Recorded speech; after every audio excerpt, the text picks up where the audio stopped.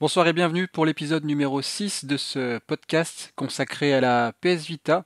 Celui-ci vous est proposé par le site planetvita.fr. Au sommaire pour aujourd'hui, nous ferons le tour des dernières infos liées à l'univers de la PS Vita ainsi que ce qu'il se passe sur le site planetvita.fr. Ensuite, nous recevrons deux invités. Le premier, ce sera SBK qui viendra nous parler des portages non officiels qui sont réalisés sur la console. Et enfin, en fin d'émission, nous recevrons César, qui est un jeune joueur, et il viendra nous raconter son histoire avec la console portable. Commençons par faire un petit tour d'horizon sur le site pour voir ce qu'il s'est passé depuis la dernière fois. Comme promis, nous avons enfin mis en ligne notre liste des jeux cross-buy.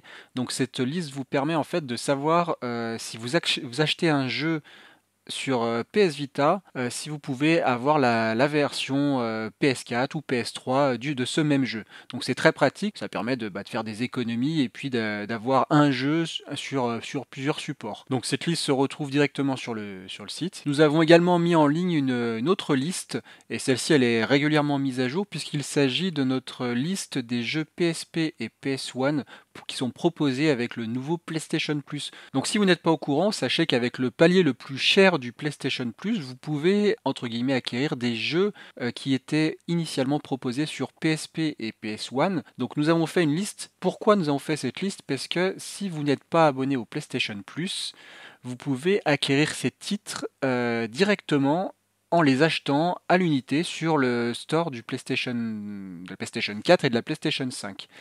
La petite particularité, et on en avait déjà parlé sur un précédent podcast, c'est que si vous aviez déjà obtenu l'un de ces jeux à l'époque de la PSP ou de la PS1, donc sur l'ancien PlayStation Store, vous pouvez gratuitement les retrouver pour votre PlayStation 4 ou votre PlayStation 5. Par exemple, si vous aviez auparavant obtenu, je sais pas moi, Worms, et bien là vous pourrez le retélécharger gratuitement sur la PlayStation 4 ou la PlayStation 5. Donc voilà, nous avons fait cette petite liste pour savoir justement comment retrouver les différentes fonctionnalités ajoutées. Il peut y avoir donc des trophées, il y a le rembobinage, il y a des filtres également pour que ce soit un peu plus joli visuellement, sans faire pour autant des miracles. Mais voilà, ça peut être très pratique, à savoir que ces jeux sont rajoutés en général une fois par mois aux alentours du 10, du 10 ou du 20 de chaque mois. Donc voilà, pour le mois de février par exemple, nous avons eu sur PS4 et PS5 le jeu PSP Résistance Rétribution, et nous avons également eu le jeu Jet Rider 2 qui était officiellement sorti sur PS1. Donc voilà, nous vous invitons à voir cette liste, d'autant plus que si vous êtes malin, en allant sur le store de la PS Vita pour acheter l'un de ces jeux, souvent ils sont proposés moins chers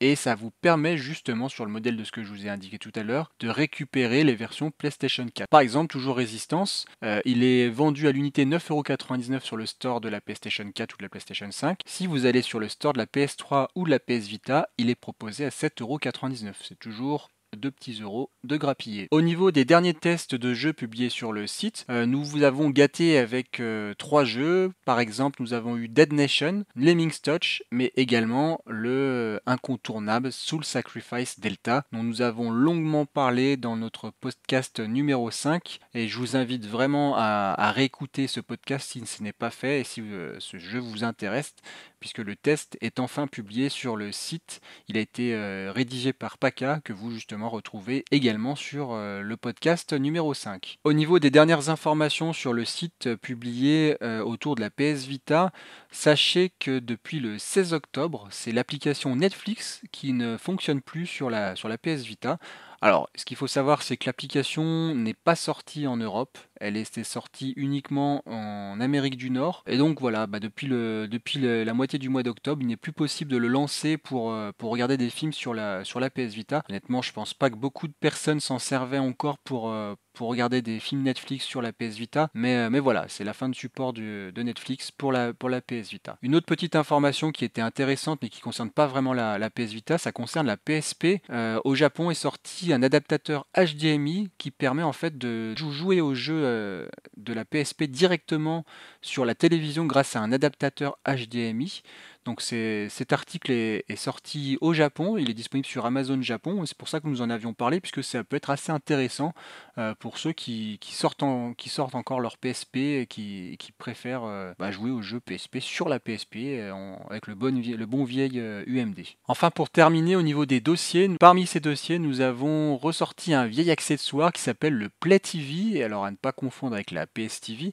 Le Play TV, c'était un accessoire qui se branchait à la PS3 et qui permettait de regarder la télé TNT directement sur la PS3. Alors, la petite chose amusante et qui peut nous intéresser, c'est qu'à l'époque, il était possible de lancer le Remote Play depuis la PSP pour regarder justement la télé depuis sa PSP. On peut également le faire du coup avec la PS Vita en passant toujours par la lecture à distance, et ça permet de regarder la TNT, la télé TNT qui tourne sur sa PS3 depuis sa PS Vita. Alors c'est peut-être pas très utile actuellement, puisque maintenant on passe tous par le mobile et pas par des applications, mais sachez que voilà, que ça existe et que ça fonctionne encore, et il vous est même possible avec cet accessoire d'enregistrer des émissions et de faire une petite bibliothèque sur la PS3, donc accessible à distance avec le Remote Play. L'un des derniers dossiers que nous avons publié également, c'est un dossier consacré au meilleur portage non officiel des jeux sortis sur PS Vita. Alors qu'est-ce que ça veut dire en fait? Ça veut dire que on a, au-delà des jeux officiels, des petits malins qui se sont amusés en fait à porter des jeux qui étaient publiés sur Android ou sur l'univers PC pour la PS Vita. Alors, on peut retrouver entre autres des GTA, du Crazy Taxi, etc. Et c'est justement avec SBK, qui est notre premier invité, que nous allons en parler.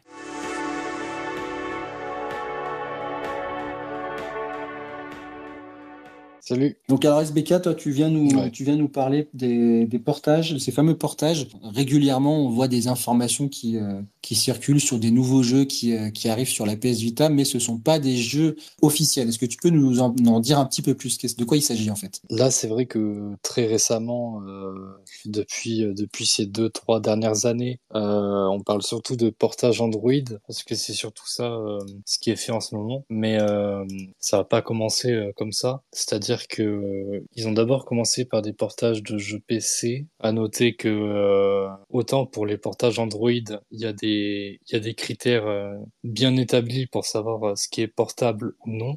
Autant pour les portages PC, c'est un peu au hasard, mais ce qu'il faut retenir, c'est que pour espérer avoir un portage d'un jeu PC, il faut soit un jeu avec un moteur open source, donc du coup qu'on peut recompiler entre guillemets facilement pour que ça marche sur la console, soit avoir un jeu qui a été entièrement décompilé ou qui a eu un reverse engineering, ce qui fait que le jeu est plus facile à étudier et ce qui fait qu'on peut plus facilement bricoler autour et sortir un portage. Dans les cas les plus connus, on va parler de GTA 3 et Vice City, donc ils sont arrivés sur la Vita, mais c'est pas les portages des versions Android.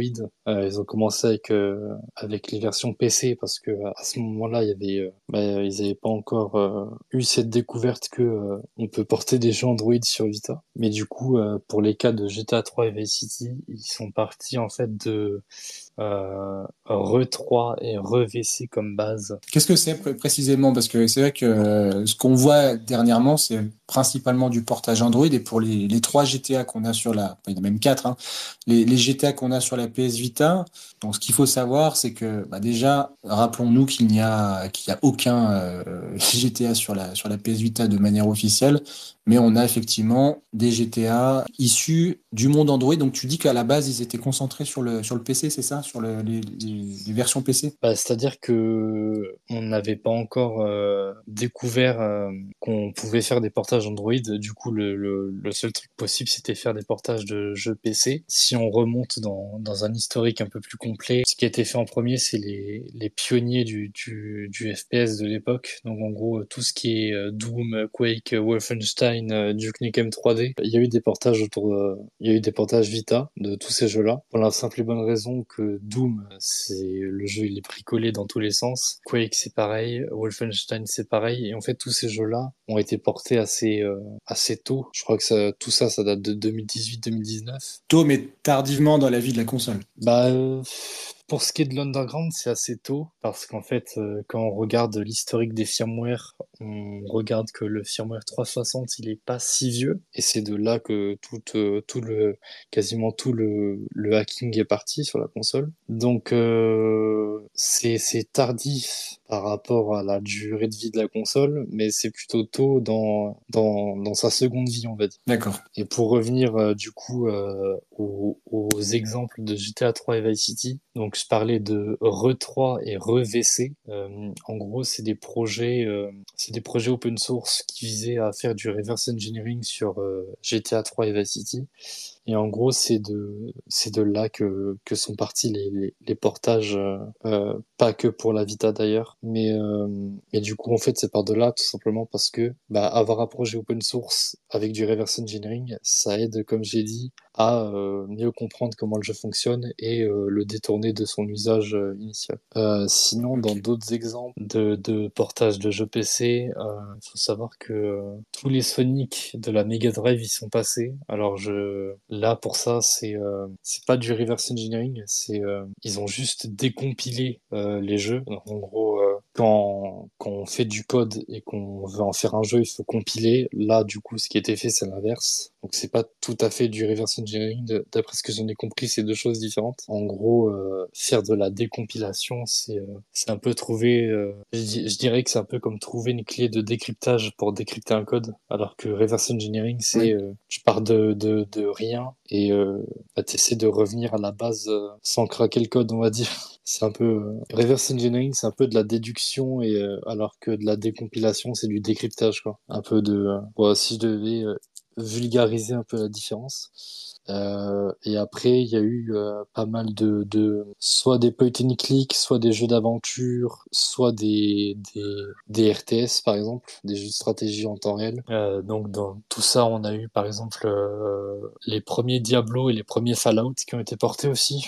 Dans les jeux d'aventure, il y a eu du coup Flashback et Another World. Donc ils sont alors c'est du même créateur, mais c'est pas une seule et même saga, mais c'est deux excellents jeux, pareil époque Mega Drive, on va dire. Et en fait, c'est vraiment avec les portages de GTA 3 et de Vice City que peut-être ça a bousculé les gens à se dire on peut réussir à porter des jeux aussi exigeants sur la console, parce que c'est juste que bah, c'est vrai que jusque-là, c'était des jeux des années 90, quoi. Ou alors des jeux début des années 2000, mais vraiment des jeux pas très exigeants, quoi. Alors que tout de suite, avec un GTA, forcément, c'est pas pareil. Bah, le GTA, c'est tout un symbole, surtout pour comme on l'a dit tout à l'heure, une console qui n'a pas eu son GTA. Et puis c'est aussi ce qui a fait, on va dire, connaître la PS Vita d'une manière un peu plus underground, on va dire. Bah, ça élargit sa palette de possibilités, quoi. Avant ça, on savait déjà que c'était une très bonne machine pour l'émulation notamment, une machine à presque tout faire en termes d'émulation. Mais du coup, ouais, ça a ouvert des portes,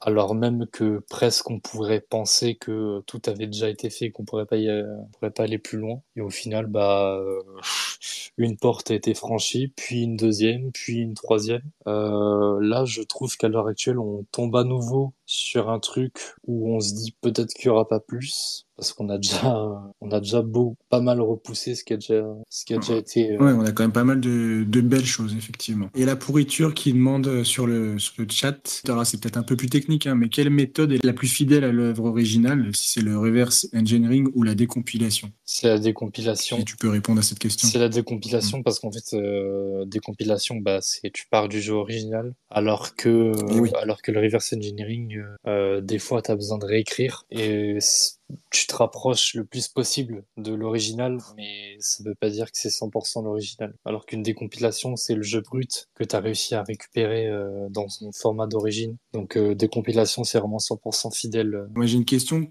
Est-ce qu'il y a quelque chose qui fait que c'est facile de porter un jeu quand ça vient de la plateforme Android? Alors, bah, du coup, je peux y venir parce que du coup, c'est la suite parce que là, les portages PC, j'ai un peu dit tout ce que j'avais à dire, que ce soit en termes Ouais. de comment on fait, comment ça marche. Sachant que pour les portages PC, comment ça marche, bah ça varie énormément d'un jeu à l'autre parce que c'est pas dit que c'est fait à chaque fois de la même manière. Alors que là, on peut le voir, enfin, on va le voir avec les jeux Android, c'est globalement toujours pareil, parce qu'en fait, ça a été un peu standardisé, on va dire. Après, pour chaque portage, il y a son lot de micro-ajustements pour que le jeu tourne bien, mais sinon, à la base même, c'est toujours la même chose. Donc, dans un premier temps, on a les portages Android qui sont faits en utilisant SoLoader. Donc, en gros, tous les jeux Android qui utilisent une certaine librairie peuvent, à quelques critères près, subir un portage. Ces critères étant avoir un exécutable en ARM v6 ou en ARM v7, donc il n'y a pas plus, pas moins. Utiliser OpenGL ES en version 1 ou 2. Certains jeux utilisent GLES 3+, mais c'est des cas exceptionnels. C'est-à-dire que la plupart des jeux qui utilisent GLES 3+, c'est mort, mais il y en a un ou deux qui peuvent réussir à passer. C'est un peu compliqué pour ces cas-là. D'accord. Si je dois expliquer vite fait, ARM V6, ARM V7, c'est l'architecture. ARM, c'est à la fois un type de puce pour les appareils mobiles, mais c'est aussi une architecture bien spécifique. Donc là, V6 ou V7, c'est la version. Et pour ce qui est de OpenGL ES, alors OpenGL, c'est une librairie graphique. Donc c'est un peu comme DirectX ou autre, pour ceux qui connaissent. Et Ouais. du coup, OpenGL ES, c'est une dérivation d'OpenGL. Donc ES, c'est pour Embed System, donc système embarqué. Donc en gros, ça va être pour les consoles, pour les téléphones. Le dernier point, donc en dehors de l'exécutable en ARM V6 ou V7 ou l'OpenGL, ça va être que ça ne marche pas avec les jeux faits sur Unity. Voilà, c'est-à-dire que si l'exécutable est bon, que l'OpenGL est bon, mais que le projet est fait sur Unity, ça marchera pas. Et autre chose, si le jeu est fait avec GameMaker Studio, c'est autre chose. C'est un autre cas à part. Mais là, du coup, avec SoLoader, donc c'est dès qu'un jeu a un dossier lib avec du coup la librairie à l'intérieur et que après l'exécutable est bon, logiquement ça passe. Après, ça reste théorique, c'est-à-dire que il y a une liste qui est dispo sur Internet où en gros il y a à l'heure actuelle il y a 330 jeux listés comme théoriquement possibles, 20 jeux où des travaux ont déjà été commencés, mais ça veut pas dire que qu'ils vont continuer. Bon, en gros, ça veut juste dire qu'ils se sont penchés dessus. Il y a 58 jeux qui ont été terminés, donc on a déjà 60 jeux Android portés, hein, c'est pas rien déjà. Ça booste, C'est clair que c'est ça pas booste rien. le catalogue. Et après, il y a 20 jeux qui ont déjà été mis de côté comme étant impossibles à porter. Là, j'ai la liste sous les yeux, je vais vous citer quelques jeux qui ont du coup été écartés. En tête de gondole, on a Asphalt 9, qui est jugé impossible parce que bah ça utilise ARM V7 et GLES 3+. Autant ARM V7, c'est pas forcément un problème, mais comme je l'ai dit, GLES 3+, c'est compliqué, c'est souvent des cas exceptionnels, là ça passe pas. Ah oui, point intéressant, ils ont essayé de voir s'il y avait pas moyen de porter la version Android de Borderlands 2 et du coup faire un meilleur portage que le portage qui est sorti pour de vrai. Ça, c'est pas sympa, ça. Mais ouais, pourquoi pas. Et donc, Mais ça a donné quoi? bah, malheureusement, ça a été noté impossible parce que c'est pareil, GLES 3+, c'est compliqué, c'est un peu malheureux. Donc, juste pour ceux qui ne connaissent pas Borderlands sur PS Vita, c'est vrai que malheureusement, le jeu souffre un peu de gros ralentissements. Voilà, le jeu est bien, mais il y a de gros ralentissements, il y a quelques bugs un peu disgracieux, on va dire. Voilà. Et après, il y a d'autres jeux, par exemple, comme Brawlhalla et Life is Strange, qui ont, pareil, été écartés. Mais là, c'est pas par rapport à OpenGL, c'est parce qu'en fait, ils sont en ARM V8, donc c'est trop récent. Ce qu'il faut retenir, c'est que, globalement, tous les jeux qui sont trop récents, ça ne passe pas. Soit par rapport à leur architecture, soit par rapport à leur version d'OpenGL. Et aussi, il faut noter que un jeu qui est encore mis à jour aujourd'hui, bah, c'est compliqué, quoi. Tu peux pas travailler sur un truc qui est encore en train d'évoluer. Ouais. Donc ça, c'était pour SoLoader. Et tout à l'heure, j'ai parlé des jeux faits avec Game Maker Studio, donc c'est un petit moteur de jeu Ouais. qui est gratuit, il me semble. Et du coup, pour tous ces jeux-là faits avec qui existent et qui s'appelle du coup Yo-Yo Loader. Alors Yo-Yo, c'est pas, il y a pas de rapport avec le jouet ou avec une gimmick de rappeur. Hein. C'est parce qu'en fait c'est comme ça que ça s'appelle la librairie utilisée par Game Maker Studio.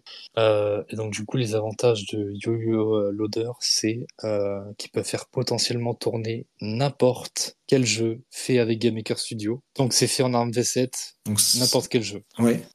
Donc ça ouvre de grandes portes, c'est ça? Voilà. À noter que même si c'est des projets Game Maker Studio faits pour PC, c'est possible de bind, de faire en gros une adaptation en disant telle touche de la Vita, c'est telle touche du clavier, et du coup adapter les projets PC pour être joué sur Vita ou sur une autre console avec Ah oui, une d'accord. manette. Donc adapter toute la jouabilité d'un PC vers, les contrôles de la PS Vita. C'est pas rien quand même. C'est ça, sachant que ça demande même pas de modifier le projet ou quoi, ça demande juste en gros de rajouter un espèce de fichier qui juste précise, qui fait le lien en gros entre les touches de clavier et les touches de la console. Donc ça c'est pour Yo-Yo D'accord. Loader. Alors globalement, il y a beaucoup plus de jeux qui sont jouables via Yo-Yo Loader, mais c'est pas le même type de jeu. Vu que c'est des jeux Game Maker Studio, la plupart des jeux c'est soit des fan games, soit des petits jeux indés, vraiment très petits jeux indés. D'accord. Du coup, c'est beaucoup de jeux inconnus au bataillon qui sont pas forcément vides d'intérêt, mais c'est pas là où on va retrouver tous les plus grands hits comparé au portage Android un peu plus classiques qui ont plus d'exposition. Par exemple là, pareil, il y a une liste de compatibilité par rapport à Yo-Yo Loader, et là, il y a 1000 jeux répertoriés, 800 qui sont jouables.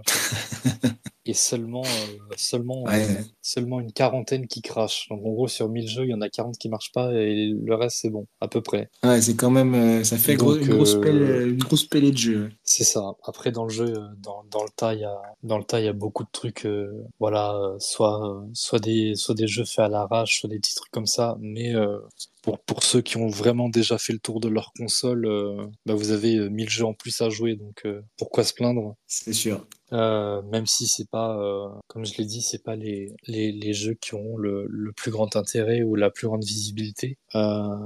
Pour finir, même si tu as fait un article sur le site, je voulais faire une liste un peu plus complète de jeux Android qui sont portés et qui méritent probablement votre intérêt. Et qui mérite le détour, ouais, vas-y. Ouais, bah déjà je me suis amusé un peu à les lister par ordre chronologique, mais en gros dans les premiers, si ce n'est le premier, il y a Max Payne. Je crois que c'est peut-être même le tout premier portage Android à être fait. Le premier Max Payne de sa version Android qui a été porté, qui tourne très bien. Pour un premier jet, c'était vraiment solide. Je sais pas si tu l'as essayé, toi. Moi, je sais que c'est pas du tout le cas. Et je l'ai essayé, ouais, j'ai essayé. Bon, j'ai joué quelques minutes, on va dire, où tu arrives dès le début, tu es dans une ruelle et puis tu dois t'évader. C'est un peu le tutoriel en fait du début. Ouais, c'est Ouais. sympa, hein, franchement. Mais moi, j'avais jamais joué au Max Payne d'avant. Alors, c'était sorti sur PS2, je crois aussi, au tout début. Mais Sûrement, ouais. j'avais jamais joué. Euh, Mais moi, disons que comme beaucoup de Ah, personnes, je il y m'étais en a un dirigé directement vers les GTA. Oui, bah, c'est surtout qu'on en a pas manqué. Entre GTA 3 et Vice City et un peu plus tard San Andreas et encore un peu plus tard Chinatown Wars, t'avais le temps, si tu voulais, de te Ouais, refaire chaque jeu un par un. clairement. Dans la liste, il y a aussi RVGL qui est intéressant. Alors, RVGL, en gros, c'est le portage d'un portage. En gros, RVGL, c'est un portage OpenGL de Revolt, donc un très bon jeu de la PlayStation 1, Dreamcast. Il était sorti sur PC aussi à l'époque. Mais en gros, voilà, des fans du jeu ont fait un portage OpenGL du jeu pour qu'il tourne bien mieux sur les machines modernes. Ça, c'est pas mal, ouais. Et depuis ce portage OpenGL, vu que c'est OpenGL, ils en ont fait un portage androidisé pour la Vita. Enfin, voilà, vu que c'est OpenGL et que avec Soloader, on a un interpréteur OpenGL, ça passe direct dedans et ça marche. Et voilà, RVGL sur PC qui profite de quelques améliorations graphiques, D'accord. notamment en termes de reflets, de shaders, et qui sur Vita tourne très bien. Ça permet d'avoir la meilleure version possible de Revolt en fait, parce que les versions d'époque, bah les graphismes c'est pas trop ça. Enfin, depuis le temps Oui, c'est sûr. Puis voilà quoi, le truc c'est que soit tu joues sur PS1, mais du coup t'as un brouillard à 3 mètres. Soit tu joues sur Dreamcast, mais du coup vu que t'es sur Dreamcast, je pense que le jeu est cher. Soit tu joues sur la version PC d'époque, mais du coup bah problème de compatibilité. Enfin bref. Et là du coup avec ce portage OpenGL, que ce soit sur PC ou sur ta Vita en portable, t'as la meilleure version du jeu possible. Eh oui, c'est sûr. Donc après, comme j'ai dit, on a eu San Andreas et Chinatown Wars. San Andreas qui a pas été une masse à faire quand même. Moi, je sais que je suivais les tweets de The Flow qui en parlaient pendant le développement. Entre le moment où ça a été annoncé que c'était en cours et le moment où c'est sorti, on a dû attendre quand même, hein, parce que il y a eu pas mal de soucis à corriger avant de pouvoir sortir le truc dans l'état. C'est quoi comme souci? Il y avait des problèmes d'affichage par rapport à certains trucs. Il y avait des problèmes Mhm. d'utilisation mémoire, un peu comme sur Bully, mais en moins grave que Bully quand même. Ouais, Parce que là, du coup, ils ont on réussi à en le parlera, régler, ouais. alors que Bully, Bully, je l'ai dans la liste, mais compliqué quoi. On a déjà parlé, on en reparlera encore. Ouais. J'en ai un dans ma liste qui est, c'est un peu exceptionnel, je trouve, parce que c'est un jeu qui est plutôt récent, en tout cas qui est bien plus récent que tous les autres jeux sortis, et qui pourtant a eu un portage qui tourne super bien, alors on aurait pu penser que le jeu est trop récent pour être porté, architecture pas bonne ou quoi, et au final non. This War of Mine a eu un portage, et le portage est très correct, ça tourne bien.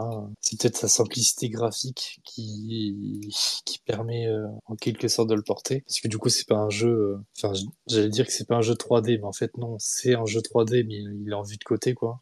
C'est peut-être ça qui permet de le porter et qui fait que ça tient bien sur la Oui. machine. Sinon, bah pour les amateurs de RPG, il y a eu tous les premiers FF. Donc si on prend ces FF là, plus ceux qui sont sur PSP, plus vous avez quoi? Vous avez peut-être la moitié des jeux FF dispo sur la Vita, Ben, sur je pense qu'on les peut dire que la PS Vita, les portages les portages et les versions PSP, c'est la machine idéale pour faire les Final Fantasy. En tout cas, parce que les anciens Final Fantasy ouais, jusqu'au 10. les portages Android, ça concerne le 3, 4, 5.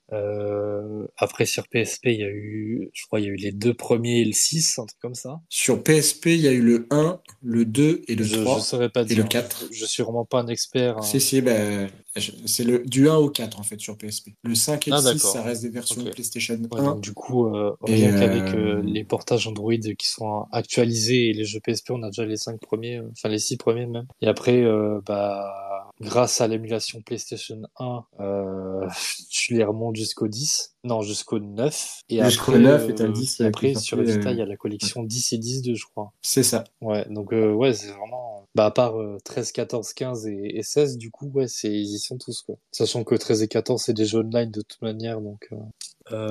Les deux premiers Tomb Raider qui ont été portés. On a la version mobile de Dead Space qui reprend pas exactement le jeu principal, mais qui est une petite surprise aussi. Ouais. Quand c'était arrivé, j'étais un peu surpris. On a la première trilogie Professor Layton. Ça aussi, c'est très cool parce que les portages Android sont assez récents. C'est des portages, je crois, qui datent de 2019-2020. Et là, le fait de les avoir sur Vita, bon, c'est un peu, je crois que c'est un peu spécial parce que du coup, ça se joue avec la console tournée sur le côté, profiter de l'écran, mais ça, Ouais, en mode vertical. ouais, parce que du coup, vu que c'est des jeux téléphone, et en plus vu que c'est Professor Layton, ça se joue plus avec un écran vertical, enfin portrait que paysage. Mais bon, si vous avez que ça sur la main, ça se fait quoi, je pense. Et après, dans les derniers en date, on a Need for Speed Hot Pursuit 2010, qui a eu un portage là il y a 2 semaines, 3 semaines. Eh oui, Et là, le tout dernier en date qui est sorti, je crois, il y a 3 jours, il y a eu un portage de Geometry Dash qui est sorti. Juste là, là. c'est pas mal quand même. En plus, Geometry Dash, ça Ouais. faisait un moment qu'il était demandé, qu'il y avait des gens autour à se dire, ça pourrait être sympa de l'avoir, machin. Bon, bah, c'est chose faite, du coup. En fait, c'est ça qui est bien, c'est que plus le temps avance, c'est plus, il y a des trucs qui sont cochés dans les listes de tout le monde. Et au final, quasiment plus personne n'aura des choses à demander, à part des trucs irréalisables. C'est ça, ouais, c'est ça. Alors, je corrige juste pour Final Fantasy, je sais plus ce qu'on a dit, mais c'est l'épisode 3, 4 et 5 qui sont portés depuis les versions Android sur la PS Vita. Oui, Et sinon, en jeu PSP, on avait 1, 2, 3, 4, et c'est tout. d'accord. Donc, en fait, Donc en fait, il manque le 6 quelque part. Ouais, le 6, il faut se rabattre sur la version PlayStation 1. Voilà. Après, la différence, pour avoir fait un peu les deux versions, la différence entre le portage Final Fantasy Android et l'original entre guillemets de PSP, ça reste vraiment on va dire les graphismes qui sont, ils sont un peu mieux refaits sur Android, mais bon, moi perso, je préfère quand même les versions PSP, hein. C'est deux styles un peu différents. On n'est pas encore vraiment sur. Enfin, disons que si on préfère les pixels remaster avec un peu les graphismes dans le même style de l'époque, enfin voilà, c'est les goûts, hein. Après, moi je préfère vraiment les versions PSP. J'ai pas trop accroché aux versions Android des Final Fantasy. Et d'ailleurs sur le Final Fantasy 4, donc il y a deux épisodes en fait, hein, sur le Final Fantasy 4. Il y a l'épisode suivant qui est After Years qui est également porté également. Donc en fait, Ouais. il y a quand même pas mal de Final Fantasy quand on pense à tout ça. Grosse machine à RPG. Ah ouais, ouais, clairement, hein, clairement. Bah déjà Dans ta liste, la Vita dans sa catalogue de base, beaucoup de RPG, même de visual novel. ah mais clairement, ouais, ça c'est sûr. Dans ta liste, moi j'aurais rajouté aussi le Crazy Taxi. Ouais, Même si on a eu pareil, on a eu les versions PSP, qui est du coup un peu plus complète parce que la version PSP, on avait deux opus finalement sur le disque. ouais, il y avait deux villes, Là, c'est juste le Crazy Taxi. alors que là c'est que Ouais, exactement. le Là, classique, le premier. voilà, le classique. Après, ce qui est bien, c'est que ça reprend un peu déjà la version qu'on a connue à l'époque, c'est-à-dire avec les chansons d'Offspring et les enseignes aussi, comme le KFC, les C'est choses comme ça. ça. Il y C'est vrai avait que sur la version PSP, il y avait plus ça. et puis il y a aussi les missions arcade en plus qui sont pas dans les autres versions. Il y avait Donc, les ouais, missions après, c'est vrai arcade que avec c'est. Liquid ou Bowling et tout ça, je me rappelle. Mais ouais, c'est vrai que refaire Crazy Taxi sur la PSP, sur la PS Vita, bon, même si on a déjà eu les versions PSP, c'est toujours bon à prendre. C'est toujours bon à prendre. Le seul échec restera Bully qui faut vraiment Alors faut oui, s'accrocher pour y jouer. on en a parlé avec Bully. Qu'est-ce qui se passe avec ce jeu? Alors, donc Bully, pour ceux qui ne connaissent pas, c'est juste pour rappeler, c'est le GTA version scolaire, quoi. T'es à l'école et t'arrives dans une université et tu dois montrer que c'est toi le plus gros caïd du bahut. Donc, qu'est-ce qui s'est passé avec ce jeu de Rockstar? Ouais, en fait, ça, déjà de base, c'est pas un jeu avec un développement et une histoire facile. Déjà, rien que dans les versions à l'époque qui sont sorties, suivant la console où le jeu est sorti, c'est pas la même version. C'est-à-dire que en fait, la version Wii, c'est pas la même version que la PS2, la version PS2, c'est pas la même version que et du coup, au final, déjà, chaque console a eu sa micro-version du jeu, qui dans le contenu était identique, mais dans le fond, il y avait toujours des petites différences d'adaptation, etc. Pour la version Android, le problème vient du fait que le jeu a été pensé pour tourner avec tant de mémoire, pas plus, pas moins. Bon, autant plus, c'est pas un problème, hein. Si t'as plus de mémoire que demandé, c'est pas un problème. Mais du coup, quand on a moins, il y a pas d'optimisation. Et là, en gros, le problème, Ouais. je sais plus si c'est en termes de RAM ou en termes de VRAM, donc VRAM mémoire vidéo. Mais en gros, c'est l'un ou l'autre. Et en gros, le jeu ne décharge pas au fur et à mesure les éléments qui chargent. C'est-à-dire que même quand un élément n'est plus utilisé, il reste chargé. Et du coup, ce qui se passe, c'est que ça se remplit, ça se remplit, ça se remplit. Et en fait, le moment où c'est plein, et ben au lieu de vider quelque chose ou quoi, vu que c'est plein, ça fait planter le jeu en fait, pas la console Eh oui. heureusement, mais en gros il y a juste il y a un message d'erreur GPU crash ou un truc comme ça. Et en gros le jeu est difficilement jouable à cause de ça. En gros, comme on a pu déjà en discuter, il faudrait sauvegarder à chaque fois avant de lancer une mission et relancer le jeu après chaque sauvegarde pour à chaque fois avoir la mémoire la plus vite possible pour éviter de faire planter le jeu au milieu d'une mission. C'est pas facile. Ah, c'est vrai que faut sauvegarder souvent, quoi, pour être sûr d'avoir une sécurité d'une certaine Sauvegarder, manière. sauvegarder et relancer le jeu. Parce que si tu relances pas le jeu, Ouais, ouais, ouais, ouais, en plus. la Eh mémoire oui. reste à moitié remplie. Et donc, du coup, tu pars déjà le pied à moitié dans la tombe, quoi. Si les développeurs du portage veulent revenir dessus, et je pense que s'ils l'ont sorti dans l'état, c'est clairement pas par plaisir.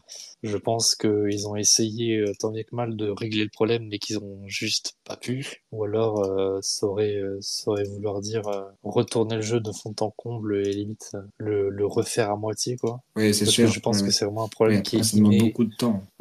qui est, je pense que c'est un problème qui est inné au plus profond du jeu et que c'est impossible à changer sans refaire tout le jeu. Parce que bah forcément ça gérer, changer la façon dont sont gérées les textures, ce qui est chargé, etc. Enfin c'est le système du jeu, donc c'est soit relatif au moteur ou autre chose. Donc c'est quelque chose de trop gros pour être complètement fixé. Oui, oui, c'est sûr. Il y a une question sur le chat. Est-ce qu'il y a des jeux online qui sont portés sur Vita? Alors, je sais qu'il y avait possibilité de le faire avec, il me semble, Quake ou Doom, je sais plus l'un des deux. Mais est-ce qu'il y a des jeux que tu peux jouer en ligne qui sont portés sur Vita? Dans le cadre des Je sais que ces portages deux-là en Android, mémoire, hein. dans le cadre des portages Android, non, parce que du coup, bah, déjà, c'est pour les portages Android, c'est principalement des vieux jeux, et donc du Ouais. coup, bah, et en plus, c'est des portages bricolés, donc même s'il y avait encore des serveurs, t'assures que les portages aient la capacité de se connecter au serveur. Eh oui. Mhm. Mais non, pour le coup, la plupart des jeux qui sont portés, dans tous les cas, c'est des jeux solo. Et je pense que ça aide beaucoup parce que si t'avais un jeu à moitié multijoueur qui essayait à chaque fois de se connecter, ou alors des jeux qui sont pas, qui sont normalement pas jouables en offline et qui demandent une connexion internet Ouais. obligatoire pour lancer le jeu, rien que ça, Mm. c'est des problèmes dès le début, quoi. Mais oui, à part pour les exemples que tu as cités, bah, pour les FPS de l'époque, mais à part ça, c'est principalement des jeux solo ou alors des jeux dont les capacités multijoueurs ont été amputées, quoi. Eh oui, je vois, ouais. Mhm. Du point de vue de, alors là du coup c'est pas des portages, mais du point de vue de certains homebrew, donc des jeux amateurs, il y a de quoi jouer en multijoueur, mais là dans le cadre des portages, il y en a aucun vraisemblablement qui en propose. C'est-à-dire que c'est compliqué, ou alors faudrait modifier le jeu Ouais. pour rediriger les parties multijoueurs vers des serveurs propres à cette version qui sont tenus par les développeurs. Mais bon, comme on sait, bah Ouais, c'est sûr que ça c'est complexifie un peu. ça complexifie et surtout bah tenir des serveurs c'est de l'argent, c'est du temps donc Ouais, bon, ça, ce sera l'objet d'un prochain podcast où on parlera des solutions pour jouer en ligne sur PS Vita quand les serveurs sont clôturés. Il y a toujours des solutions alternatives. On en parlera une prochaine fois, mais voilà, c'est vrai que c'est quand même pas mal d'alternatives qu'on a là pour ces portages. Est-ce que tu en as d'autres à nous citer? là comme ça non. Disons que j'ai cité les trois plus grands cas, sachant que voilà comme j'ai dit Ouais. pour les portages PC c'est un peu au pif. C'est suivant ce que tu as sous la main, bah tu peux arriver à porter. Après c'est jamais la même recette. Là où les jeux Android c'est toujours les mêmes prérequis. Donc déjà quand un jeu ne rencontre pas les prérequis, tu sais directement que tu peux passer à côté. Mhm. Eh oui. Mais sinon, non. Là, pour l'instant, on J'étais a. tombé sur, excuse-moi, j'étais tombé sur, alors je sais plus si j'ai rêvé ou pas, il y avait eu un portage de Command and Conquer, il me semble, C'est pas où j'avais impossible. rêvé. Non, je pense que c'est ça, mais du coup, ça doit être un portage des versions PC de l'époque. Ouais, ouais, ouais, c'est ça, ouais, ouais. Il y a ça, il y avait eu aussi des portages de Fallout. Alors, Ouais, je les ai cités c'est rapidement, des ouais. Community Edition. Ouais, ouais, ouais, tu en as parlé tout à l'heure. Mais là, du coup, je viens de regarder pour Command and Conquer. En fait, il y a toute une collection multiplateforme qui existe, qui est regroupée Ok, qui est regroupée sur GitHub sous le nom Vanilla Conquer Vita, qui est en gros ouais, c'est un fork de la page principale Vanilla Conquer, mais du coup la page Vanilla Conquer Vita concerne uniquement du coup la version Vita. Avec les différentes releases, dont la dernière release qui date de décembre 2023, donc c'est assez maintenu encore. D'après ce qui est dit, ça regroupe notamment deux jeux, donc ça regroupe apparemment Tiberium Dawn et Red Alert, le 1, pour les connaisseurs. d'accord, Donc ouais. voilà, Ouais, ouais, bah, c'est mes préférés. et au moins ces deux Ok. jeux-là qui vous attendent. Sachant que, Effectivement, à voir. comme toujours avec les portages, ça demande de récupérer une version originale du jeu, mais ça c'est pas forcément le plus dur si on cherchait, ou si juste Oui, on oui, c'est vrai possède qu'on le l'a pas jeu, hein, tout précisé. simplement. Ouais. Si on possède le jeu, alors des fois, si on nous demande de la version Steam ou la version Android, il suffit juste de récupérer les fichiers, de les mettre là où, où c'est indiqué. Et c'est pas très compliqué. Je sais Voilà, que si c'est on est ça. débrouillard, on peut s'en sortir facilement. Donc, une question intéressante sur les GTA 1 et 2 sur PC. Les vieux GTA, en fait, qui étaient en vue du dessus, c'est vrai que Ouais. est-ce que ce serait possible de les sortir? Euh, Ils étaient marrants, ces GTA. ouais, bah, faudrait voir s'il y a, Techniquement, ça peut être jouable. oui, oui, mais c'est jamais ça le souci. Mais je pense qu'il faudrait voir s'il y a un reverse engineering de ces jeux-là ou une Ouais. décompilation ou quelque chose comme ça. Parce qu'en fait, tant qu'on n'a pas ça, il y a pas de, il y a pas de travail qui peut être fait dessus. Bon, après, pourquoi s'emmerder, hein? On prend les versions PS1, PS1 et puis voilà, hein, finalement, Ouais, dans les grandes lignes, il y a ça aussi. même si les versions PS1, c'est pas les versions les plus propres. Après, j'étais presque à deux doigts de répondre directement dans le chat, mais du coup, je pense aussi que c'est des jeux qui n'intéressent pas grand monde. C'est sûr que comparé à GTA 3 ou aux autres, ça fait pas le figure, quoi. Ouais, c'est sûr que quand tu dois choisir, c'est sûr. Même dans la communauté de fans, personne va dire oh GTA 2 c'est mon préféré. Non, GTA 3 à la limite, C'est sûr. GTA 3 à la limite, si on fait part de la jouabilité de l'époque qui était pas la plus fluide, mais non, c'est vrai que les deux premiers, c'est des jeux qui sont un peu boudés pour de bonnes raisons, hein, on va le dire. C'est surtout, de toute façon, c'est surtout avec GTA 3 que ça a vraiment commencé, quoi. En fait, les deux Ouais, premiers, ouais, c'était clairement, plus, clairement. déjà que le premier, c'est un peu une démo et que le 2 c'est le vrai premier jeu bien fini. Le un avec le recul, il est un peu dégueulasse, quoi. C'est vraiment le 2 qui est bien fini. Et après, c'est surtout GTA 3, quoi. Alors, c'est vrai que les deux premiers GTA, c'était, il y a le côté nostalgique qui fait son petit effet parce que quand tu as commencé dessus, c'est vrai que Ouais, voilà, c'est marrant. Mais c'est vrai que ça pique les yeux, c'est très particulier quand même. faut les avoir connus à l'époque, hein. Sinon, c'est impossible.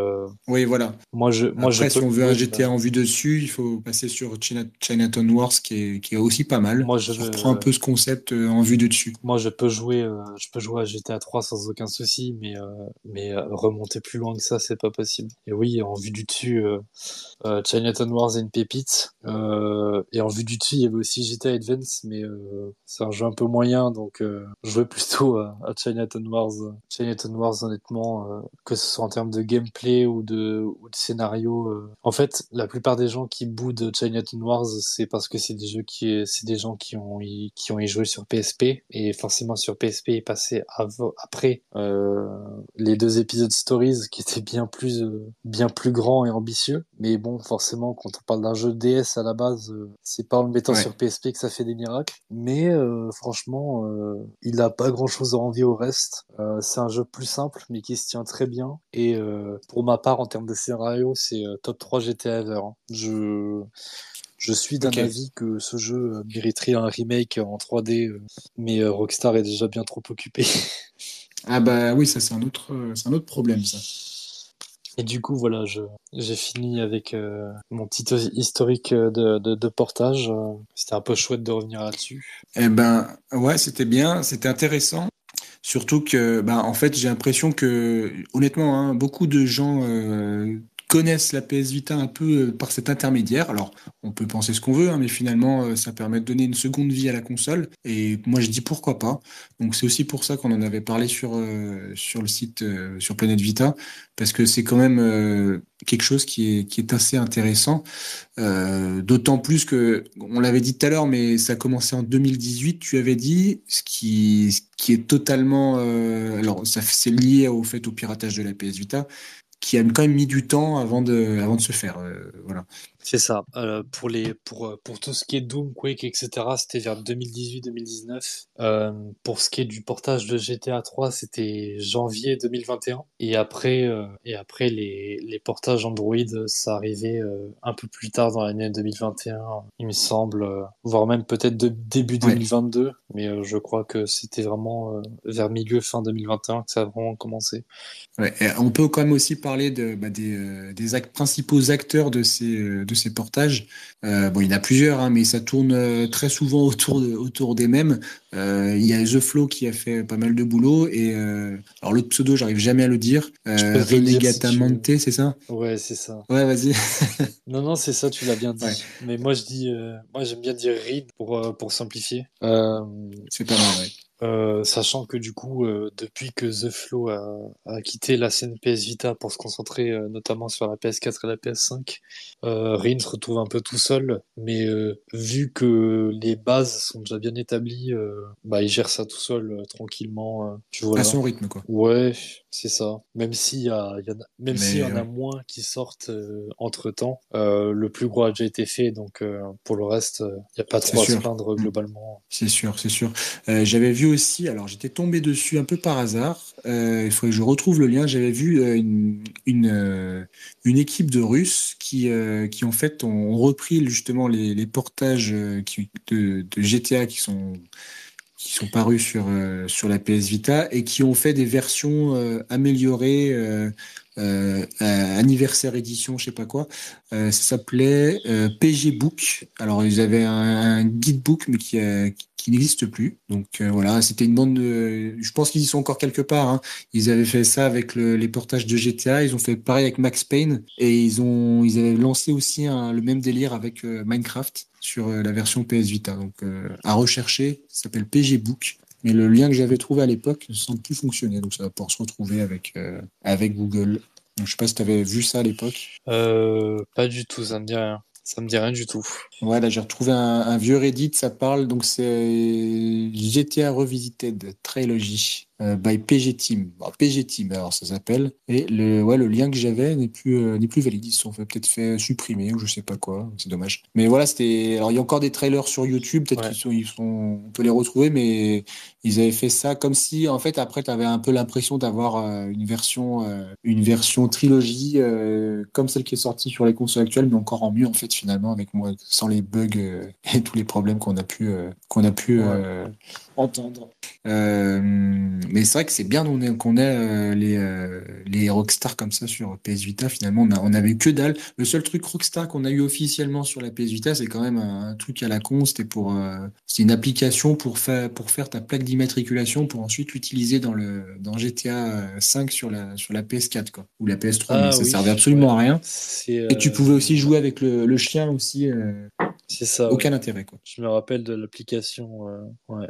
Bah Je me souviens plus c'était la mode des applis compagnons à l'époque où exactement. chaque triple A avait sa petite appli téléphone, soit pour afficher la map, soit pour faire deux trois trucs bonus par rapport au jeu. Ouais. Le concept était marrant, mais là, franchement, ça servait un peu à rien. Et c'est dommage que c'est le seul truc qu'on ait eu officiellement de Rockstar, finalement, sur cette console.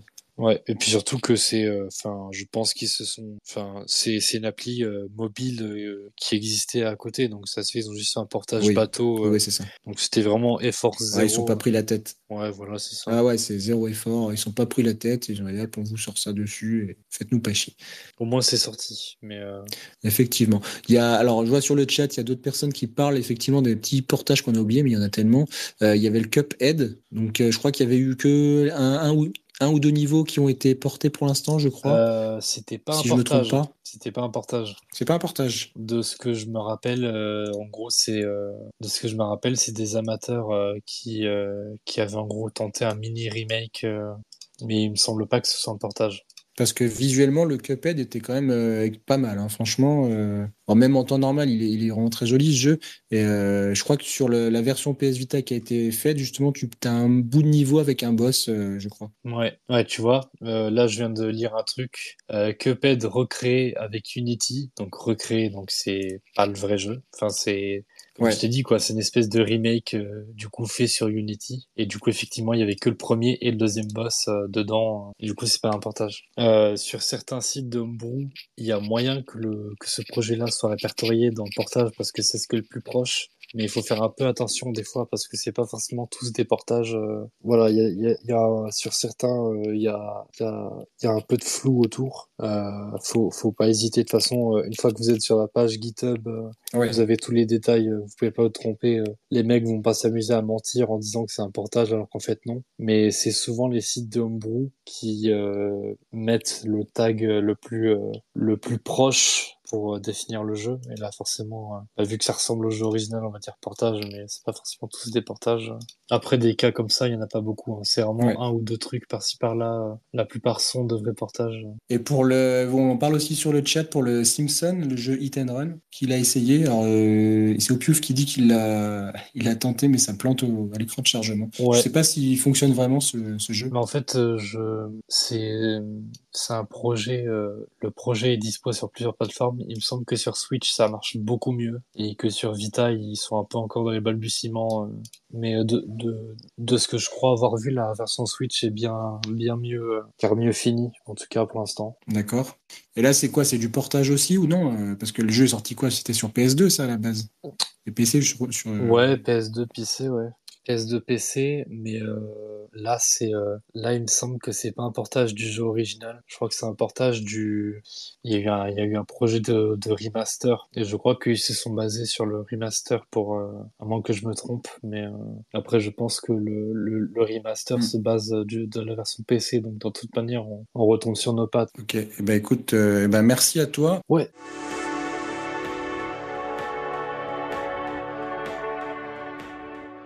Nous allons maintenant retrouver un jeune joueur qui s'appelle César et qui va nous raconter son aventure et toute son histoire liée à la PS Vita. Bah du coup moi je m'appelle César, j'ai 16 ans.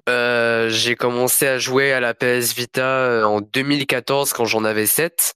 J'ai eu la console le jour de mes 7 ans du coup, à mon anniversaire.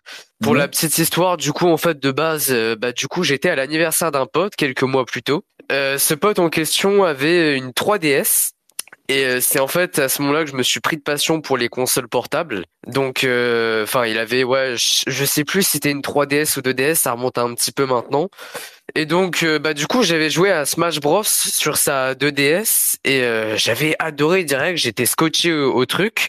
Et du coup, dans ma famille, enfin, c'était surtout mon père qui jouait. Il était vachement plus Sony que tout ce qui était Nintendo, Xbox et tout ça, parce qu'il avait un peu touché et il avait pas du tout accroché au délire. Du coup, ouais, quand je lui avais parlé que j'aimerais avoir une console portable pour mon anniversaire, il voulait au début m'acheter une PSP.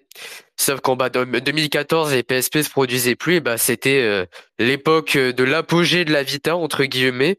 Du coup, bah le jour de mon anniversaire, j'ai pu la déballer. À l'époque, je l'avais eu en pack avec du coup une carte mémoire de 16 GB, un petit pack de jeux, je sais plus Ouais. trop ce qu'il y avait dedans. Bah il y avait Wipeout Pulse, Gran Turismo version PSP, il y avait quelques jeux Vita comme Mod Nation Road Trip et il y avait quelques petits jeux qui m'avaient permis de commencer à jouer à la console sans être là à avoir rien du tout. Donc j'avais pu déjà Ouais, c'était le pack avec c'était des codes à télécharger, c'est oui, ça? ça devait être ça, ouais. Avec la carte mémoire. Ça, Ouais, je vois. ça devait être ça. Donc c'était la Slim que t'avais. Non, la FAT. J'ai la FAT. Ah, d'accord. Ok. Et donc du coup, à partir de ce moment-là, du coup, il y avait aussi les démos sur le PS Store. J'en avais installé quelques-unes, notamment Sonic All Stars Racing Transformed, qui est une masterclass, je trouve, sur la console. Il y avait aussi Rayman Origins que j'ai pu essayer, et puis c'était vraiment les deux premiers Ouais. jeux. Enfin, au début, je jouais aux démos en boucle, et très rapidement, du coup, mon père a vu que je m'étais que j'avais adoré ces deux jeux-là. Du coup, il me les a achetés directement en physique. Et bah il y avait aussi la fameuse époque Minecraft où tout le monde jouait à Minecraft et donc du coup vu que moi c'était un peu ma seule console, j'ai eu aussi la version physique de Minecraft sur PS Vita, donc j'ai vraiment commencé à jouer à Minecraft sur Vita. Des fois je suis un peu nostalgique quand je retourne dessus parce que ça me rappelle tout ce qui est les musiques, etc., les mondes Eh assez oui. petits, la patte graphique. C'était quand même un autre univers que ce qui était vraiment pas dégueu, je trouvais. Mais ouais, j'ai vraiment commencé à jouer sur Vita avec ces trois jeux-là, tout en jouant aussi aux jeux que j'avais eu avec le pack directement. Je jouais vachement à Mod Nation pour le côté création que j'adorais aussi à l'époque, le fait de pouvoir créer son propre circuit de fond en comble, son personnage, son carte, etc. J'avais adoré ce système. Et donc ouais, j'ai vraiment commencé à jouer à la Vita avec ces jeux. J'avais pu aussi essayer quelques jeux après, surtout des jeux PSP. Vu que bah en parallèle j'avais la PS3 à ce moment-là et donc j'avais quelques jeux comme l'excellent Oui. MotorStorm sur PS3, le Pacific Rift et l'Apocalypse que toi aussi je crois que Ouais. t'aimes beaucoup. Je l'apprécie beaucoup. Ouais. Il y en a trois sur la PS3. Il y a le MotoStorm classique, le Pacific et puis le Apocalypse, effectivement. Ouais, ouais. Mais même encore aujourd'hui, ils sont vraiment bien, ces Ouais, jeux. ouais, à l'époque, j'avais grave kiffé. Donc, du coup, sur la Vita, j'avais eu gratuitement le MotorStorm RC avec la vue du dessus. Là, on a des petites voitures téléguidées que je trouvais très Ouais. marrant. Et donc, je m'étais acheté aussi sur, bah, du coup, en version PSP, depuis le store directement, le MotorStorm Arctic Edge, que tu dois peut-être pas forcément connaître, mais Si, mais qui au niveau du game, je connais bien. bah ouais, bah du coup en fait au niveau du gameplay c'est assez proche de d'Apocalypse Ouais. et de Pacific Rift, c'est super fun, il y a quand même pas mal de circuits, il y a pas mal de voitures, on est vraiment sur du MotorStorm pur et dur, donc c'est arcade, c'est simple, c'est efficace. Il y avait aussi le Midnight Club Los Angeles Remix que je m'étais pris à l'époque, que j'avais adoré vu que j'avais le Los Angeles Complete Edition directement sur la PS3. Comme ça, je pouvais un peu avoir le parallèle, par exemple, quand je partais en vacances ou autre, continuer un peu à jouer sur la version différente. Mais ouais, j'étais Ah vachement oui, axé jeu de voiture à l'époque et un peu jeu de plateforme vu que bah, mes parents serraient la vis sur tout ce qui était jeux violents. Donc, il y a eu pas mal de jeux où je suis passé à côté pendant quelques années, notamment Killzone. Bah, après, il y a eu Call of Duty, mais bon, j'ai vu que j'avais pas raté grand-chose, mais vraiment Killzone, j'étais passé à côté. Jusqu'à ce que bon, il me sert plus trop la vis quand j'ai eu la PS4, que j'ai pu jouer à quelques FPS, enfin quelques FPS plus jeux de tir du genre Fortnite, vu que tous mes potes y jouaient dessus, et donc ouais. Après ouais, j'ai pu rattraper et tester d'autres jeux. J'avais aussi joué au Wipeout 2048, mais ouais, j'ai un peu tout touché. Et vu que j'en reste encore très nostalgique aujourd'hui, j'y joue encore souvent. Et il y a quand même vachement de jeux que j'avais bien kiffé, ouais. Sur le Wipeout 2048, t'as énormément de choses à faire. Alors, je sais pas si t'avais pris, il y a les DLC aussi dessus. Pas du tout, non. En fait, quand j'ai commencé à y jouer, les serveurs étaient déjà fermés Ouais. malheureusement et Ah j'avais merde. pas de DLC. Du coup, j'ai juste la version basique simple du store. Vu que il y a eu un moment où D'accord. j'achetais plus aucun jeu en cartouche en fait parce que bah j'avais trop la flemme de me déplacer. Donc du coup bah je mettais juste mon mode de paiement en carte bleue et puis ensuite bah j'achetais tous mes jeux sur le store. Vu que très rapidement D'accord. j'ai vu que les jeux en physique coûtaient vraiment leur prix quoi selon le jeu que tu voulais choper. Quand j'ai vu que P4G en version boîte t'étais aux alentours des 100 balles, j'ai vite compris. Mais sinon ouais du coup Donc j'ai P4G Persona. ouais Ouais. Persona 4 Golden du coup. Ouais, ouais. Du coup, ouais, il y avait ouais Wipeout que j'ai vachement joué en démat. Enfin, j'ai vachement joué. J'avais fait un bon bout de la campagne parce que du coup, vu que j'avais vachement poncé Wipeout Plus, j'ai vu qu'il y avait un épisode spécialement conçu pour la Vita. Et puis ouais, j'ai vraiment vu la différence, hein, niveau résolution, graphisme et tout Ah bah ça. c'est sûr. Ouais. Et direct, genre j'ai adoré le jeu. Je me suis dit, eh ben voilà, en fait, on a vraiment, j'ai trouvé vraiment le jeu incroyable pour de la Vita. C'est un peu un incontournable. Ça fait partie des must-have avec tout ce qui est Uncharted, Killzone, etc. Mais ouais, j'avais vachement kiffé le Wipeout. Ah ouais, non, même encore aujourd'hui, ce jeu, alors faut se dire qu'il est sorti vraiment, il est sorti en même temps que la console, et encore aujourd'hui, franchement, visuellement, il tient vraiment la Ouais, route, ouais, hein. il claque, ouais. Il est impressionnant. Il Mm. claque de fou, je trouve. Et alors là actuellement, tu nous as fait l'historique. Là, actuellement, tu es sur quel type de jeu si tu es encore sur Vita? Alors, bah du coup, actuellement, je suis sur GTA Vice City Story. Avec du coup un pote à moi, Melo, qui est aussi sur le serveur. On a fait vachement de jeux en ligne ces derniers temps, donc du coup il y avait NFS Most Ouais, Wanted que j'ai pu découvrir et vraiment genre j'ai trouvé le jeu super, ça tourne parfaitement sur Vita même si on sent que la version est quand même vachement compressée graphiquement et tout ça, ça tourne ouais, c'est parfaitement sûr. sur Vita, il n'y a pas de baisse de framerate, de bug ou autre. Mais franchement, ouais, j'ai joué en ligne avec lui. J'ai adoré parce que bah enfin, je savais déjà à peu près à quoi m'attendre parce que j'ai fait quelques opus genre Rivals qui est sorti, je crois, avec un an d'intervalle sur les consoles de salon, qui niveau gameplay est assez similaire pour tout ce qui est pilotage, mécanique à comprendre, etc. Mais ouais, j'ai vachement joué à NFS. Il y avait bah du coup là actuellement je pense vraiment Borderlands 2 avec aussi le système de cross save, c'est-à-dire que quand je me fais des sessions tout seul, je joue directement sur ma PS5 avec la version PS4 du jeu et par exemple quand j'ai envie du coup de jouer en coop avec Melo, bah du coup je passe sur la Vita, hop, je télécharge ma save de la PS5 et puis je continue à jouer avec exactement la même save sans avoir rien perdu Ouais. directement sur ma Vita et ça je trouve ça incroyable. C'est vrai que la fonctionnalité cross-save, c'est vraiment un truc. Bon, aujourd'hui, ça paraît presque Ouais, normal, mais à à l'époque, l'époque c'est vrai que c'était ouais. je pense que je pense même que c'était les premiers à le faire vraiment, que ce soit cross-save, cross-play, cross tout ce qu'on veut, cross-buy. Le cross-save était vraiment est toujours vraiment intéressant de pouvoir commencer sa partie sur un support et de le continuer sur un autre. Bon, même si ça sous-entend que des fois, bah, il faut acheter 2 fois le même jeu si c'est un support physique par exemple. Bon, ouais, Mais c'est vrai que c'est très je l'ai, intéressant. ouais. Peut-être qu'un jour on fera une liste, Je mais l'ai pas payé cher le Borderlands 2 sur Vita, je l'avais trouvé en loose directement, en physique, donc je l'ai pas payé cher. Et puis bon, vu que ouais, dans le magasin directement ils m'ont dit ouais que le portage il était foireux, mais puis bon, vu que j'ai un peu bidouillé ma Vita, j'ai un peu amorti le choc, mais bon, faut vraiment se le dire hein, entre nous. Borderlands 2, enfin en tout cas la version Vita c'est vraiment pas la meilleure version si vous voulez découvrir le jeu là en 2024. Pour le peu que t'aies une console de salon, même une PS3 où tu vas pouvoir tourner en 30 FPS constant sans aucune baisse, lag, crash en plein milieu d'une zone parce que t'es allé dans l'inventaire ou autre. C'est sûr que ouais voilà, enfin faut la version Vita est sympathique, enfin en tout cas j'y joue pour pouvoir jouer en coop avec Melo, mais sinon si par exemple il y aurait eu un crossplay sur la version PS4 directement, j'aurais jamais essayé la version Vita, enfin j'aurais essayé comme ça pour voir rapidement, mais sinon ouais j'ai pas persévéré. Alors attends parce que du coup il y a une question ouais, d'accord. de la Ouais. pourriture dans le chat qui me demande Qu'est-ce qu'il si dit? moi et mes potes de ma génération, on en pense quoi du démat. On dirait que le physique n'a pas d'intérêt à entendre. Alors personnellement, Bonne le question. physique, personnellement, hein, m'a permis de voir pas mal de jeux, enfin d'avoir pas mal de jeux à un prix bien moins élevé que je pourrais les trouver directement en démat, parce que bon bah on n'est pas sur PC avec plein de stores et de launchers qui nous permettent de comparer un peu les prix. Il n'y a pas instant gaming, il n'y a pas tout ça.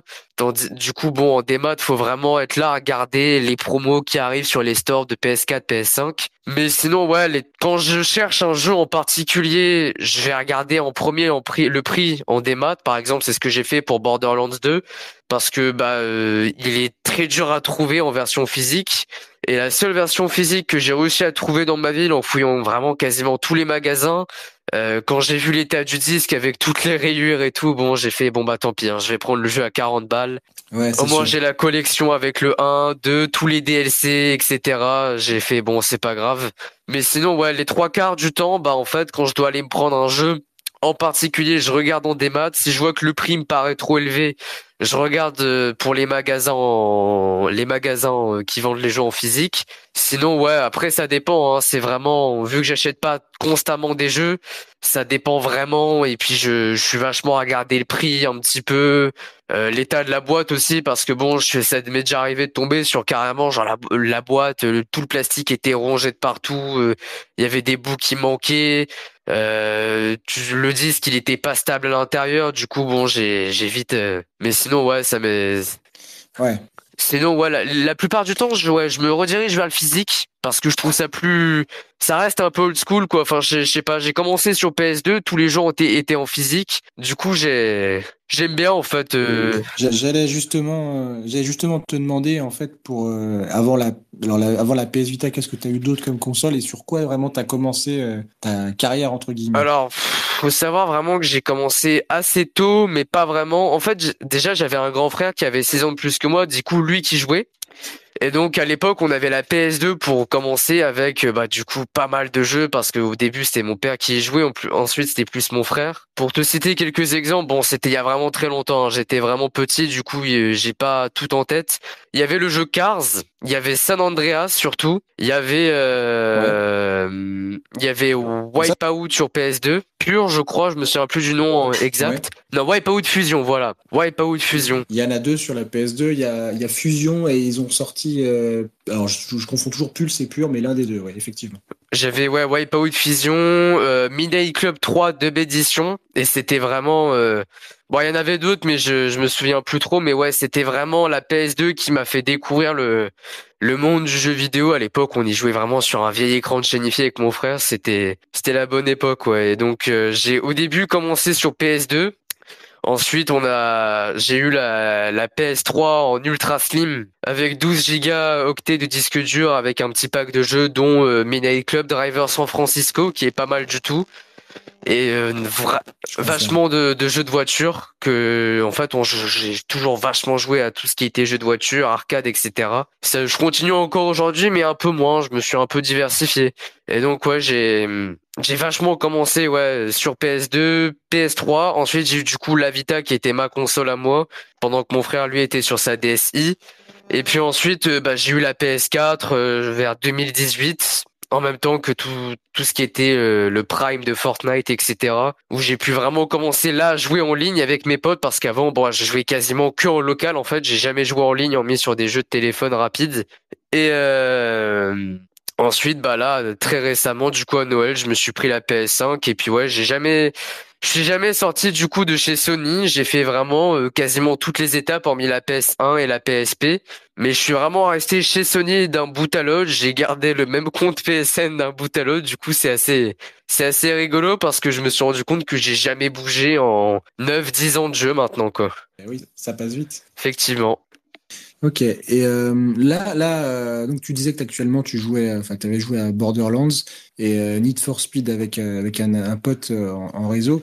Est-ce que tu as d'autres idées de jeu pour plus tard? Tu dis, ah, celui-là, je vais le faire plus tard Ah, ou j'en ai est-ce que vachement, tu as mais des idées de jeux à faire? le temps m'en prive un peu. J'en ai vachement. Bah déjà, je voulais me finir le Assassin's Creed 3 Libération, en sachant que j'avais jamais joué à Assassin's Creed de ma vie avant. C'était vraiment avec cet opus-là que je l'ai découvert. Où beaucoup m'ont dit que bon bah c'était pas du tout le meilleur opus pour découvrir la série. Et puis bon bah j'ai essayé, j'ai bien aimé. Le délire était assez sympa. J'ai toujours été un très gros friand des open world. C'est pour ça aussi que je suis un très très gros fan de GTA et même des jeux Rockstar de base.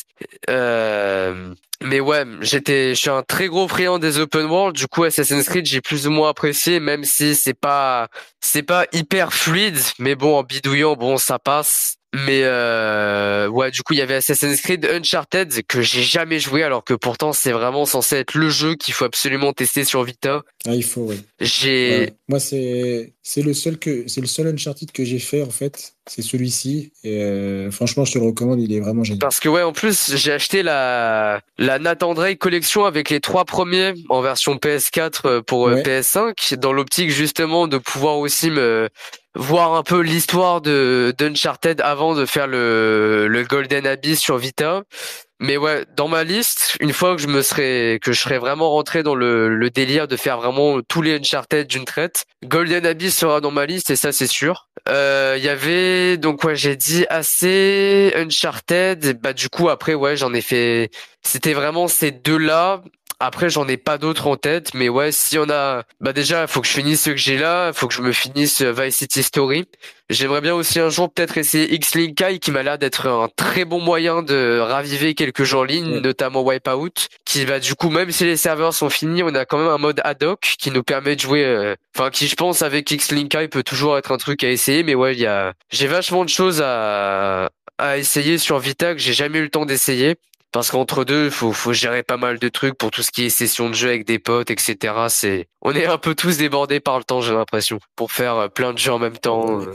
Exactement, exactement. Alors, vu que tu évoques X-Link Kai, effectivement, c'est pour ceux qui ne connaissent pas, c'est une solution pour jouer aux jeux qui ne possèdent plus de mode en ligne. Donc l'intérêt en fait, c'est de passer par le mode ad hoc. Donc le mode ad hoc, c'est quand on joue en local et entre deux personnes qui sont en mode ad hoc, eh ben on passe par un serveur en fait. Donc ça permet de jouer au mode ad hoc et en étant en ligne en fait. Donc moi je l'avais connu là pour la première fois sur la PSP, on m'était servi à l'époque pour Monster Hunter.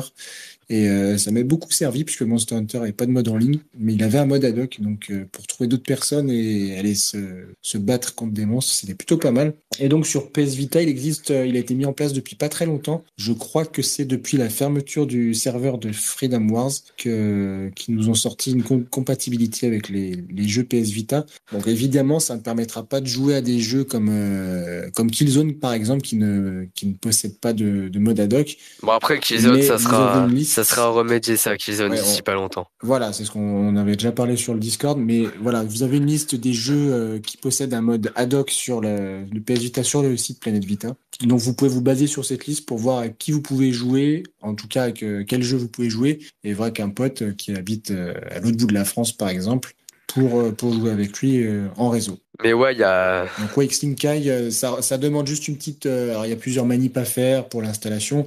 Ça prend peut-être un petit peu de temps, mais voilà, ça peut valoir le coup. On est plusieurs sur le Discord à l'avoir installé. Mais ouais, X-Linka est pareil. Bah, du coup, par exemple, d'autres jeux, comme tu l'avais cité, qui n'avaient pas de mode en ligne tout court, en fait, et juste un mode ad hoc, bah, par exemple, Mod Nation Racer Road Trip, qui n'a pas de mode en ligne, Exactement. et qui a, du coup, juste un mode ad hoc, où permet, bon, après, voilà, il faut quand même que de base, dans le jeu, il y ait un mode ad hoc, et juste un mode ad hoc, ça demande pas d'avoir un mode en ligne ou pas, c'est vraiment, genre, juste une fonction ad hoc, et ensuite, bah, du coup, X-Link Kai va prendre le signal de la console, le transférer sous forme de Wi-Fi, et puis ensuite, ouais, ça marchera comme du mode en ligne.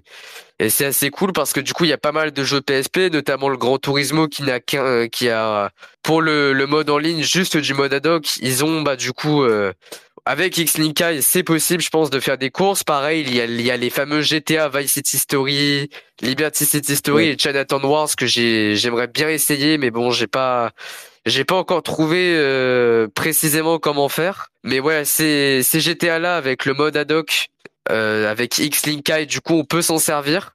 Et ça peut être assez fun parce que étant un très grand friand de GTA, ça peut être très très rigolo de voir vraiment les débuts en ligne de cette licence phare et pour voir un peu comment ils avaient fait ça à l'époque. Même si j'ai vu quelques vidéos, ça avait l'air d'être assez rapide et efficace. Hein. C'est vachement sur des modes de jeu, mais bon, il y a vachement de Ouais, c'est très basique, hein. C'est pas comme le GTA 4 ou le 5 où ouais. tu crées carrément ton personnage et que tu crées ta carrière. Là, c'est juste des petites sessions où il faut tuer le plus de gens Ouais, possible, des ouais, trucs mais comme ça. Mais c'est marrant c'est quand quand même même. marrant parce qu'on peut se croiser, on peut se tuer, chacun peut prendre Ouais. sa voiture, faire la course d'un point A à un point B. On reste quand même sur les fondamentaux de GTA en fait, qui bah consiste ouais à se battre avec tout le monde, voler des voitures, un peu foutre la pagaille en ville. Et c'est toujours ce que j'aime bien, c'est de voir parce que j'adore vraiment les GTA old school, j'ai adoré le San Andreas, j'ai vraiment des centaines d'heures dessus, j'ai jamais su m'arrêter avec celui-là et puis j'accroche vachement bien Vice City Story parce que au niveau de l'interface, des mécaniques, des commandes, c'est hyper similaire en fait avec San Andreas. Et donc du coup, genre j'ai essayé, j'ai fait waouh ouais en fait c'est vraiment quasiment la même de partout que ce soit pour la conduite et autres. Donc du coup bah direct c'était un coup de cœur quand je l'ai essayé. Et donc depuis ouais je le fais à mon rythme mais ouais franchement si vous cherchez malheureusement c'est vraiment dommage qu'ils aient pas sorti de GTA sur la Vita. Même si ça aurait été compliqué, j'aurais bien aimé voir peut-être ouais une version un peu plus compressée ou à la limite par exemple une version du 5 plus compressée où on n'a qu'un bout de map ou autre avec enfin un peu comme une sorte de DLC quelque part un peu comme AC3 Libération avec vraiment une histoire qui est enfin de l'univers étendu mais spécialement conçu pour Vita mais ouais c'est dommage mais du coup il reste quand même ces versions PSP avec Chinatown Wars, Liberty City Story, le Vice City et Ouais, c'est sûr. notamment du coup les portages non officiels que SBK avait évoqués qui marchent plutôt bien, enfin vraiment même très bien. Après, quand on voit que les portages non officiels fonctionnent très très bien, il n'y avait pas de raison technique en tout cas qu'ils ne le fassent pas sur PS Vita, hein. Oui, bah non, pas du tout. Mais je pense que ils avaient juste d'autres priorités ou, enfin voilà, il n'y a peut-être pas spécialement d'envie à ce moment-là, malgré que sur PSP, on a eu quand même 3 épisodes. Qui de base étaient C'était rien exclusifs en quand plus. Enfin, en En tout cas, plus, ouais, oui, tout à les fait.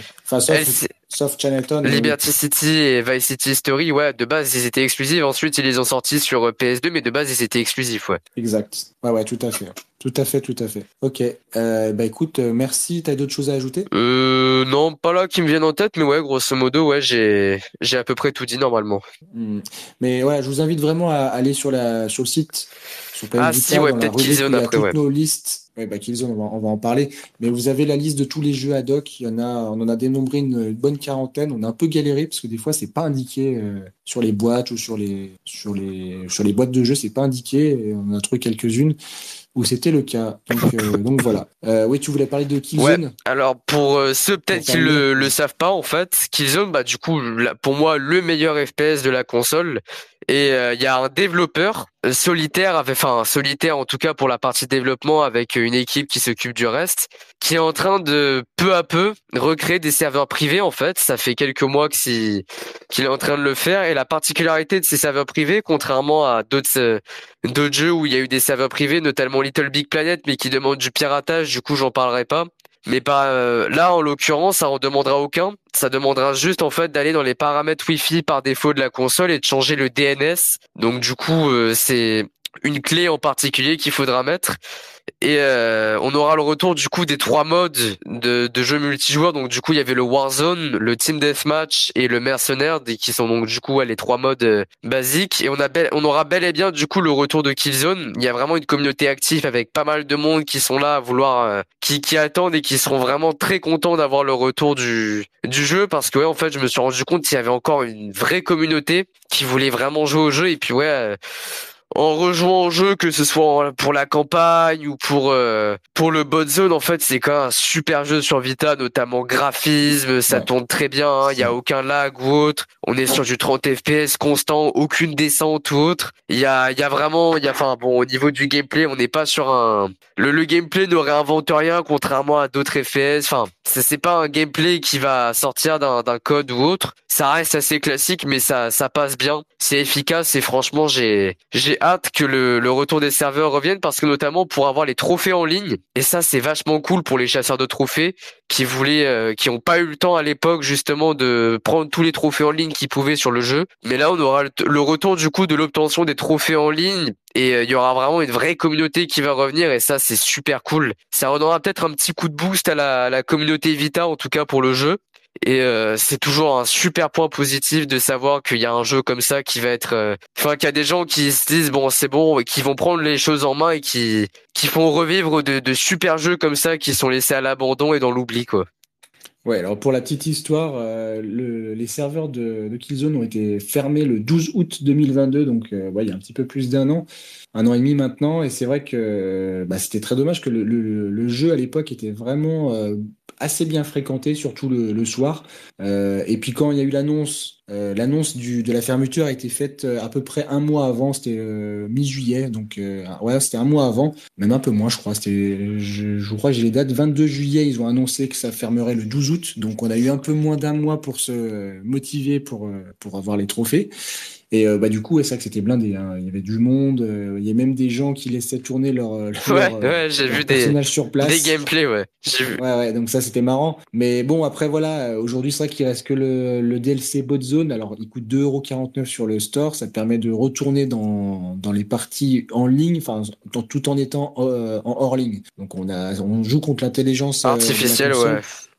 Voilà, c'est pas ouf, hein, mais c'est toujours ça. Moi je m'en servais pour l'entraînement. Mais bon voilà. Et c'est vrai que pour pouvoir retrouver l'accès aux trophées, à certains trophées, alors moi il y en a un que j'ai pas pu choper en ligne et qui me demandait beaucoup trop de temps. J'ai pas eu le temps, mais oui, ça pourrait être intéressant. Donc à suivre. Donc de toute façon, j'ai vu Ouais, que tu ouais. nous postais Dès qu'il y a très régulièrement les infos dès à qu'il ce y a des sujet news ou sur autres, notre serveur. je vous le traduis en français, je vous l'envoie directement. Merci Deeple Voilà, donc ça d'ailleurs.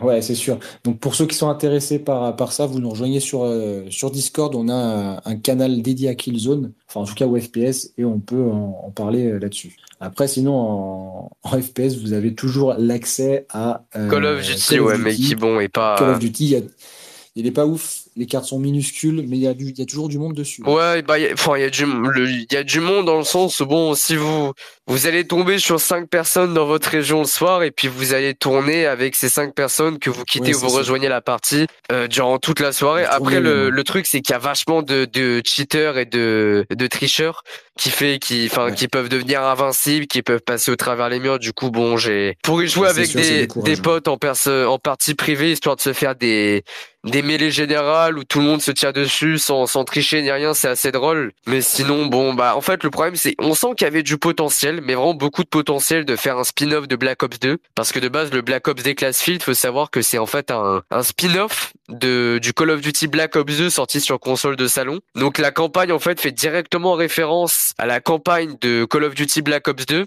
Et donc, je me suis dit, putain, si ce serait un minimum saoulé, dégoté, enfin, sorti les doigts des fesses pour faire des cinématiques, histoire de vraiment faire un vrai jeu avec bien propre, se servant vraiment de ce que la console pouvait offrir, on aurait pu avoir une masterclass pour le code. Et au final, bon, bah, on sent qu'on a un code un peu bâclé qui est envoyé comme ça. Niveau gameplay, hein, c'est sympa, mais bon, le jeu est lourd, on sent que voilà, genre ça a été fait un peu à la va-vite, quoi. Du coup, bon, c'est un peu décevant. Mais ouais, il y avait du Ouais, potentiel c'est avec sûr. ce jeu, quoi. Il y avait du potentiel, ouais, c'est sûr. C'est sûr, ils ont sorti un Call of pour sortir un Call of. C'est vraiment Ouais, l'impression voilà. que ça donne. Eh ben, écoute, César, en tout cas, merci pour nous avoir partagé toute l'histoire de ton entrée dans le monde de la PS Vita. De Ouais, toute façon, on te retrouve sur le Discord pour ceux qui veulent venir voir un peu de quoi tu nous parles et puis sur tout ce qui concerne aussi Killzone que tu suis de très près. Et on a hâte de voir ce que ça va donner. ça Eh ben, marche. merci à toi. T'avais Ouais, d'autres choses à non, ajouter, c'est non, tout bon? c'est bon. Merci à toi, Seb.